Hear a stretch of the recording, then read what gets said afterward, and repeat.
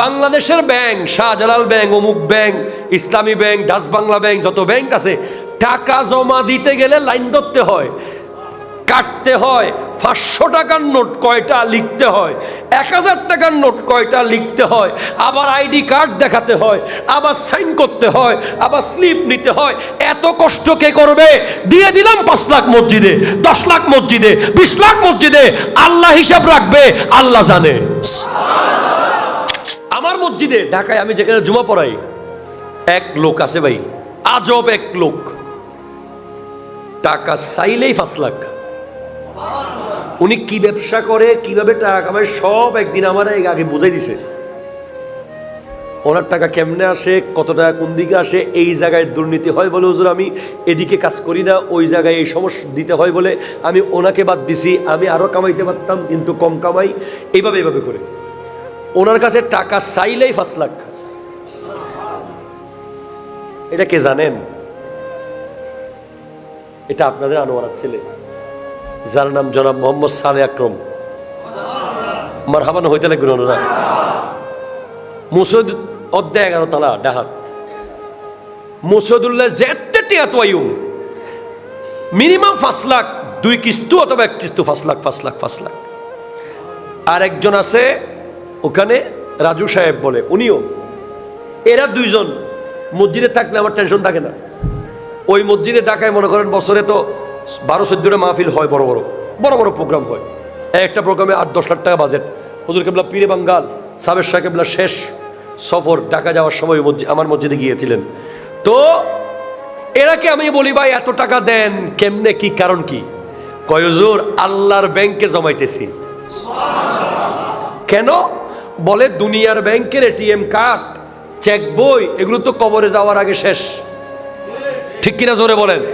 আপনি মরে গেছেন, আপনার চেক বইয়ে সাইন নেওয়ারও সুযোগ নাই, সাইন দেওয়ারও সুযোগ নাই, এটিএম বুথে কার্ড ঢুকানোরও সুযোগ নাই, টাকা নেওয়ারও সুযোগ নাই। কিন্তু আল্লাহর ব্যাংকে যদি জমান, ওই ব্যাংকের চালু হবে কবর যাওয়ার পর থেকে। ঠিক কিনা জোরে বলেন? আরেকজন বলে যে হুজুর বাংলাদেশের ব্যাংক, শাহজালাল ব্যাংক, অমুক ব্যাংক, ইসলামী ব্যাংক, ডাচ বাংলা ব্যাংক, যত ব্যাংক আছে, টাকা জমা দিতে গেলে লাইন ধরতে হয়, কাটতে হয়।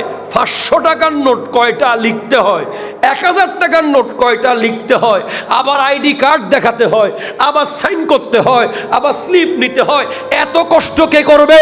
দিয়ে দিলাম 5 লাখ মসজিদে, 10 লাখ মসজিদে, 20 লাখ মসজিদে। আল্লাহ হিসাব রাখবে, আল্লাহ জানে। ঠিক কিনা? কথা জোরে বলেন না।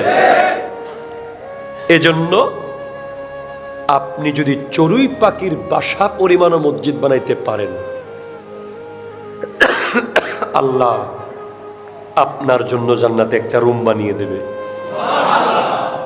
মনে রাখিয়েন, এমন একটা যুগের মধ্যে আমরা আছি, আপনার ছেলে যে আপনার কবরের পারে গিয়ে জিয়ারত করবে এই আশা ছাড়েন।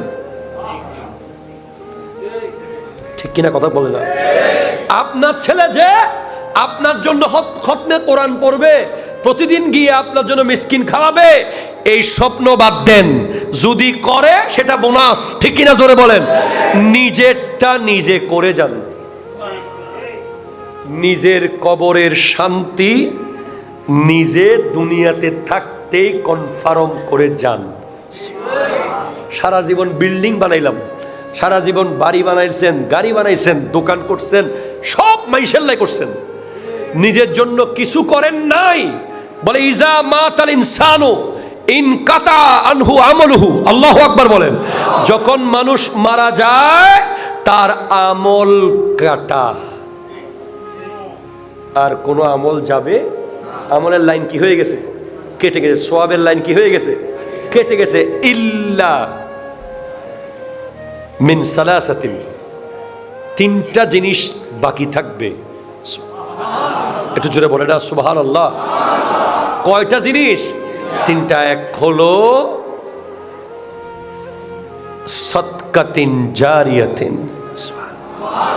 সাদাকায়ে জারিয়া, মিন সাদকাতিন জারিয়াতিন, সাদকায়ে জারিয়া। পৃথিবীর সবচেয়ে শ্রেষ্ঠ সাদকায়ে জারিয়া হলো মসজিদ।